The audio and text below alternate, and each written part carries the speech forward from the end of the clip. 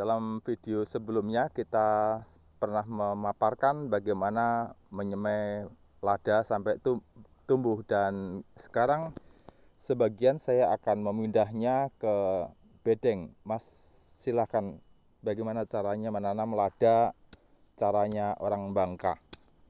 Pertama, bedeng, kita siapkan bedeng seperti ini. Kemudian kita membuat lubang tanam. Di bedeng ini kami mengaduk atau mencampur kotoran ayam, skam, dolomit atau kapur pertanian, dan pupuk-pupuk organik yang cair. Nah, setelah kita membuat lubang tanam, kita sobek seperti itu supaya tanah aslinya tidak terganggu. Mas Saiful sedang menyobek satu lada yang kita semai di polybag untuk dipindah di bedeng.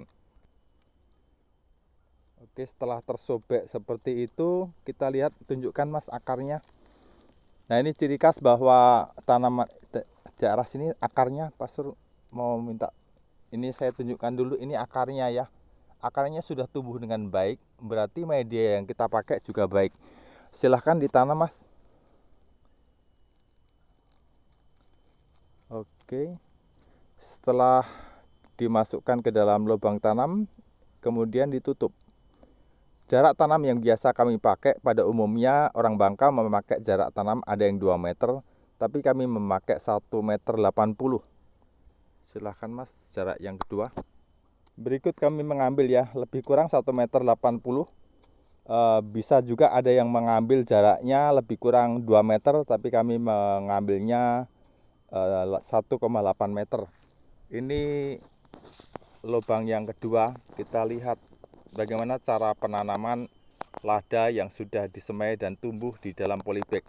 Sejak tahun 2002 saya berada di Pulau Bangka ini, dan berdasarkan hasil wawancara di berbagai kota seperti Beliunyu, Mentok, Pangkal Pinang, Sungai Liat, Koba, atau Bali, tidak ada satupun dari petani lada yang menanam dari bijinya.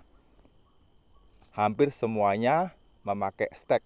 Nah, kita memberikan alternatif bagaimana budidaya lada ternyata bisa dilakukan dengan memakai biji ladanya. Itu lubang yang kedua. Untuk seterusnya akan dilanjutkan oleh Mas Saiful ya. Semoga bermanfaat hal kecil ini. Hal-hal teknis yang lain saya tidak akan membahas, seperti lebar bedeng seperti ini. Ini lebih kurang 90 cm. Ada yang membuat bedengnya itu 1 meter, ada yang 70 cm. Terserah, yang penting media tanam itu dipersiapkan dengan baik. Ada pupuknya, ada. Kalau di sini karena tingkat asamnya sangat tinggi, maka setiap bedeng kami selalu memberinya kapur pertanian.